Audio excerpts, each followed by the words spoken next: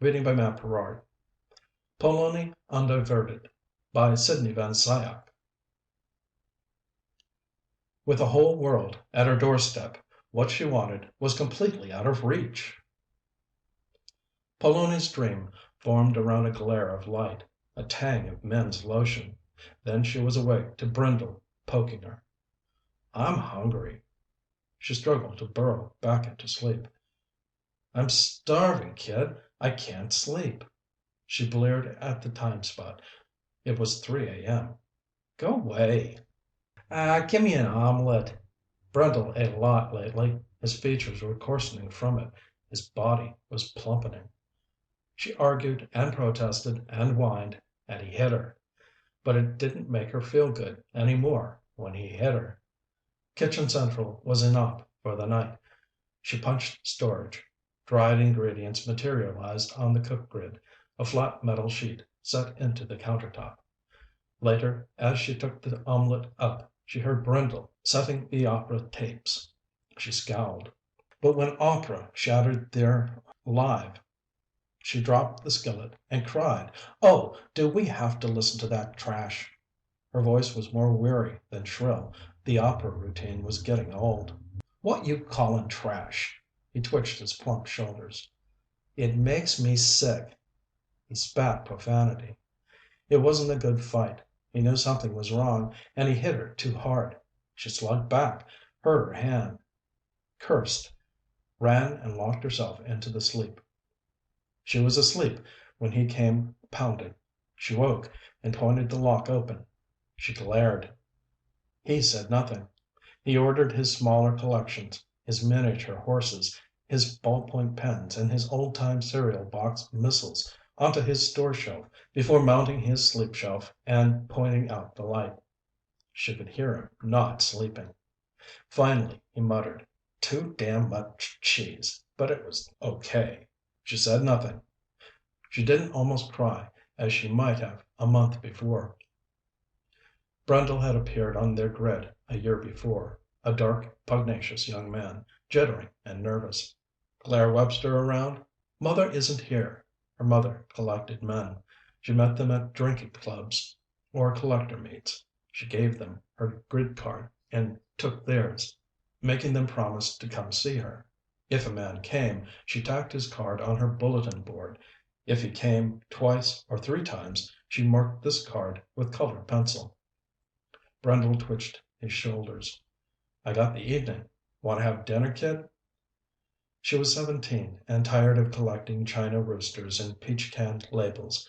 She was tired of seeing the same stupid people every day. Somewhere there was someone handsome and perfect, and she had to find him and become perfect too. She couldn't waste all her life being stupid like her mother. It took her 2 hours to see that Brindle was the perfect person. He was handsome, aggressive, easy to be with. He quarreled all the time, and he even had a full-time job. She married him. She dropped her little girl collections and diversions. She was no longer a formless adolescent. She was very solid, very adult. But the solidness had gone. She had found that Brindle's aggressiveness masked fear. His quarrelsomeness masked insecurity. Worst, he had no imagination. He plotted. It had begun 2 weeks before. Brindle had come home from work tight and tense. He tried eating. He tried opera and quarreling. He tried exercises. Finally he said, "I'm going to go see Latsker Smith. Want to come?" Who the hell's Latsker Smith? Already she was sick of the opera routine and a little sick of Brindle. "Drives a car. From Boston. Fella at the plant told me. He's in Center City." Minutes later they gritted out of the suburban maze. They materialized on a corner grid in Center City. There was no one on the dusty street. There was no car near the gaunt brick building where Latsker Smith was staying. They plopped on the doorstep. Brindle fidgeted and talked. Latsker Smith was the son of a rich industrialist. His father wouldn't support him unless he worked, and Latsker wouldn't work. So he had to live on government non-employment allowance. His pre-grid automobile and airplane were his only diversions. Since he couldn't leave Boston by automobile, Boston being walled up like any city by the streetless suburbs, he saved his allowance until he could commercial grid his car to another city. There he raced and squealed and spun through the deserted streets of Center City until he had saved enough to commercial grid the car elsewhere. A throbbing split the air. A red splinter of car hurtled around the corner and squealed to the curb. A tall, lank man unfolded, ignoring them. Brindle sprang to overwhelm him. He pulled him to the steps to make introductions. But Latsker Smith peered absently at Pollony, and she was embarrassed that Brindle acted like an eager child confronting some heroic figure from a dream. "Latster's pop got money." Brindle launched into his story again. When the story fizzled, she said, "Why couldn't you get a job?" Smith held his head tilted. "Don't want a job." "If you had a job, you wouldn't have to stay one place so long." "No use being any place if I have to leave my car." She pursed her lips. Inside the car she could see seats, straps, a wheel. It was incomprehensible that he strapped himself in and hurtled through the streets. "It's a stupid thing to do," she said. "You'll get killed." "No," he said. "If you hit something, you will. I've heard those atrocity stories. There were more people killed in automobiles from—" "Nothing to hit," he said. She flung out her arms. "Buildings, poles." His lack of response offended her. "No need to hit them." "I've seen the films." She had seen the crumpled metal, the severed limbs, the spreading blood. "Driver error. No drivers left. Too expensive on government allowance." "No one stupid enough left, you mean." But it was stupid to glare when he wouldn't frown. "Okay, what's it feel like?" she demanded. He lifted his shoulders and dropped them. "It must feel some way." She peered down into the machine, trying to imagine herself hurtling in it. "You fly an airplane, too," she accused. He nodded. "I bet it feels just like gridding, and it takes longer." "Gridding," he snorted mildly. "There's no sensation at all to gridding." "Then how does it feel to fly?" she prodded. Brindle moved restlessly, bored. "Let's get going." "We just got here, stupid," she protested. He was already pulling her to the corner grid. "I'm getting hungry." She tried to jerk her arm free, but couldn't. "How long will you be here?" she called back, swatting Brindle's arm. He lifted his shoulders and dropped them. "If I come—" But Brindle had given their number. They were outside their own door, and she hadn't felt a thing. Today she resented not feeling a thing. "These weirdos, they talk too much. I'm hungry." She resented punching his food and didn't even want to quarrel. She drowsed back into sleep, remembering. Everything was empty. She ate, she slept, she quarreled, she gritted around seeing friends. What else was there? She couldn't get a job. There weren't that many jobs. And with the government allowance for not working, who needed a job? Who needed anything? A time of plenty, her school machine had called it. You just gritted around collecting and arguing to make it interesting. There were so many people moving so fast that you had to quarrel and push or you'd get stepped on. It was all stupid. Brindle didn't help a bit. He was stupid too. She tried to imagine Latsker Smith echoing through the empty streets in his scarlet splinter of car. Latsker Smith couldn't be stupid. She slept 3 hours before the grid bell rang. Elka, her cousin, stood on the grid, loose-haired, big-toothed. She swung a hat box. "I didn't get you up." "No," Pollony said hopelessly. "I'm gridding to NYC, hatting, and it's not even 7. Pol, I'm contritest, but you weren't sleeping, and I don't need hats." "You haven't seen the darling I got in Paris. I gridded over with Celia Kyle, and honestly, there was a shot that—" She convinced Elka that she was not going hatting. Elka took her toll in coffee and gridded after her Paris hat. Pollony barely admired it, and Elka left. Before she could dial Brindle's breakfast, her mother was on the grid. Fluffy, fleecy, thrusting a wad of bills at her. "Just on my way to Mexico, Toodle. Punch me some coffee?" Breathless moments later, she was gone. "What took so long?" Brindle demanded when she woke him. Mama stopped. She hated him like this, his face creased and puffy from sleep. She had never thought he would get fat. He gulped his breakfast and left. Sometimes she hated him for just being. The grid bell rang. It was a salesman. He insinuated she didn't have the money to buy his product. She said his merchandise stank. He left grinning, but she didn't feel better. The bell rang. A young man muttered, "Miss Grid," and disappeared. She had gotten to the dress when she heard the door open. She eyed the hall reflector and saw Farron, her mother's brother, slip into the cook. She dressed hastily. Farron would order breakfast and keep the silver to keep in from his own grid for the deposit. He was plumped up to the counter, a woolly-haired man, attacking a stack of egg cakes. "Let me have them," he purred, taking spoon and knife from a pocket. "The government allowance is hardly sufficient for a man of my tastes, shielded by your father's fortune as you are." "You could get a job." She punched coffee. She wished he would go away. He was always watching, smiling, spinning together soft words. "And add to the work shortage?" He wagged his woolly head. "Then don't complain. There should be a syrup pitcher, too." He produced it, purring. The grid bell rang. Two pig-faced men in black Gridco uniforms blocked the doorway. "You got Farron Carmichael's inside, lady?" "No." You always lied to Gridco collectors. "We traced him here from Dallas." "Well, he isn't here now." "How come we heard him talking?" "He isn't here." Gridco could not remove a grid, even though the subscriber refused to pay his quarterly bill.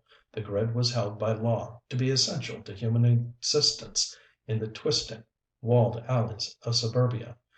Gridco could only send collectors to follow until their quarry fell or was pushed into their hands, and a man who had once fallen into Gridco's hands paid eagerly forever after. "We can pull another trace." "Do that." She slammed the door. She had time for a quick swallow of coffee before the bell rang. "He didn't go no farther." She sighed. "Well, he won't come out. I can't make him." "He'll come sometime." They leaned back against nothing, waiting.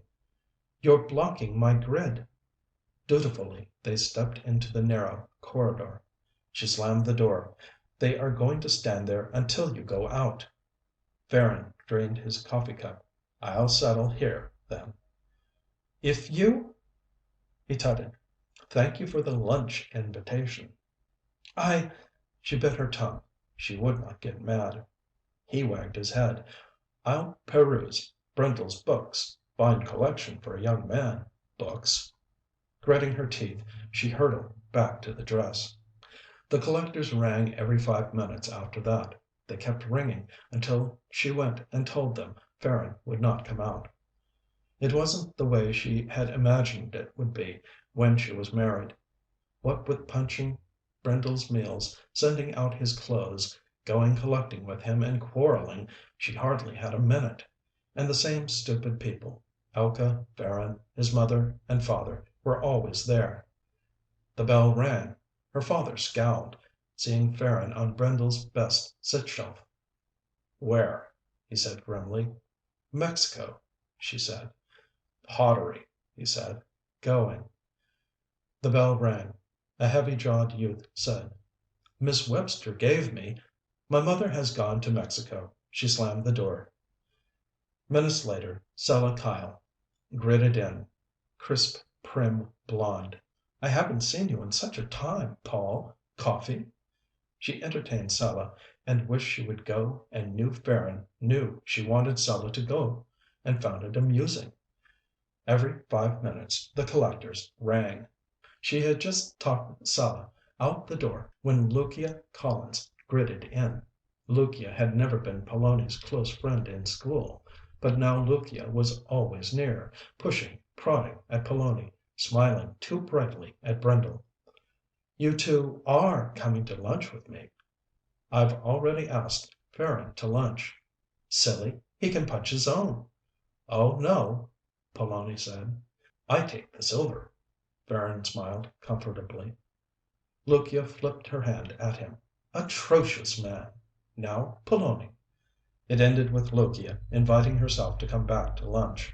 She had hardly vacated the grid when Elka appeared. She unwrapped her purchases, smirking at Farron. "You'd be surprised the number of hats a girl needs." She stayed half an hour. Another young man came for her mother.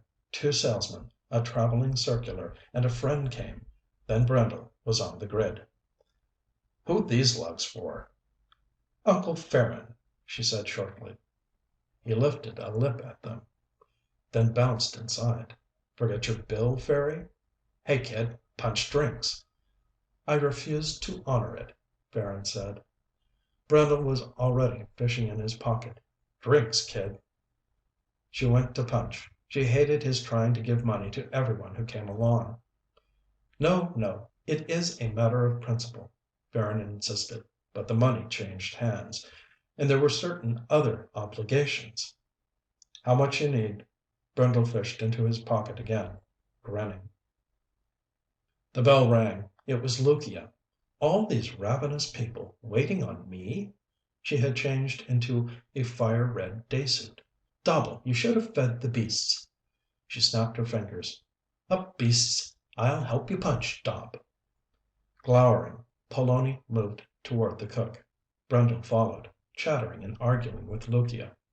Pollony was beginning to think again of a swiftly accelerating car, of her body encased beside that of Lasker Smith and hurtled through dusty streets. Brendel said, "How many for opera?" She whirled and glared. "Pollony's a bug on opera. Tell them how you like opera, kid." She glared. The last time Lucia and Farron had been here, he had done this, and the time before. Didn't he have any imagination? "Tell them, kid." Fool, didn't he know they were laughing at him? She wanted to tear loose from her whole life. It was trivial. It was everyday. It was gossip and collections and stupid people. She had to tear loose or she would go on all her life being nothing but herself. She was too good for that.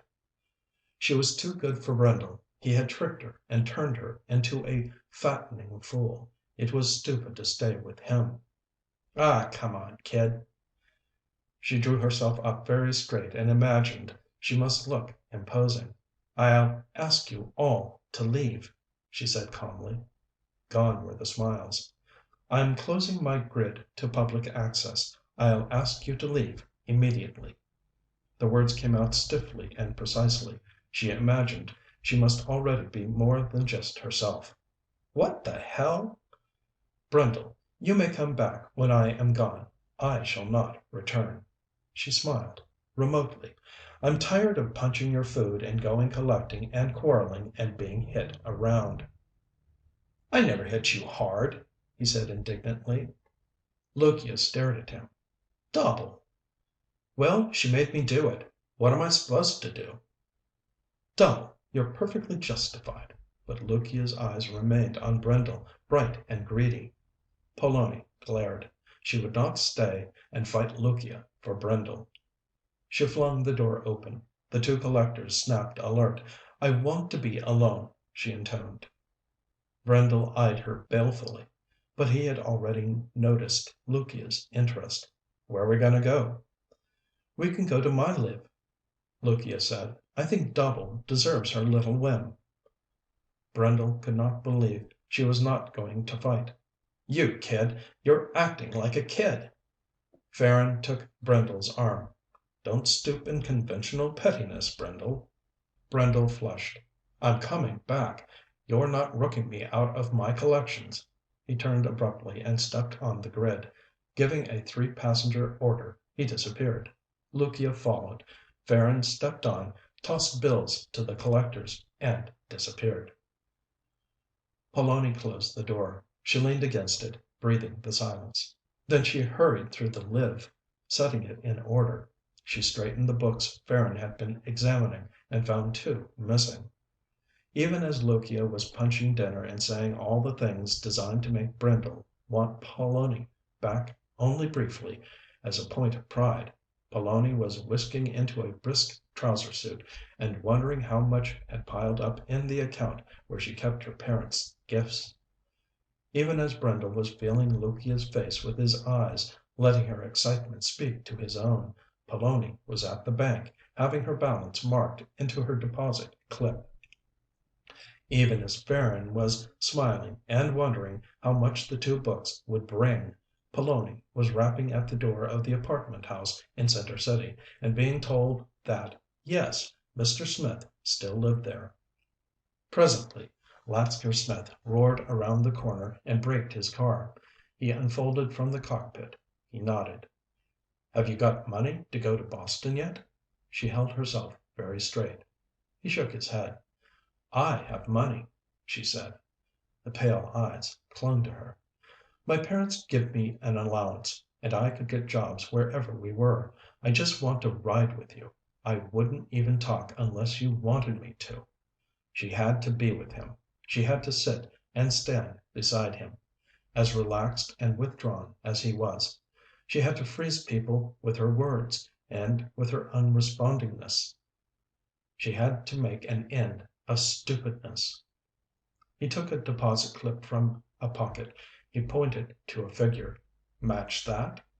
She withdrew her own clip and showed him a figure that exceeded his. "How much allowance?" She told him. He nodded to the car. "Wait there. Take me 5 minutes to pack." Dreadingly, joyously, she folded into the car. She watched as he lanked up the steps. She settled back, holding her shoulders rigid and her head straight. She would sit and stand by him. She would chill people with her reserve. She would be very solid and very adult. But minutes later she looked at her wrist and saw that he had been more than 5 minutes. She wished he wouldn't take so long. When he came down the steps, two at a time, she tried not to remember that she hated people who came down steps two at a time. She didn't like the way his hair flopped against his forehead either. And she almost got out of the car when she saw his trouser suit was much too short. It made him look off balance. He got into the car. "Don't touch this." He pointed to the starter button. He scowled. "Or this, or this, or this." He pointed to the pedals, to the gear shift lever. He reached out and heaved his suitcase into her lap. He said brusquely, "Don't let it bump the door panel." A corner dug into her stomach. And then he turned his head and ignored her completely. And she forgot the steps, the hair and the trouser suit, and knew she would not get out of the car so long as he was in it. End of Pollony Undiverted by Sidney Van Scyoc.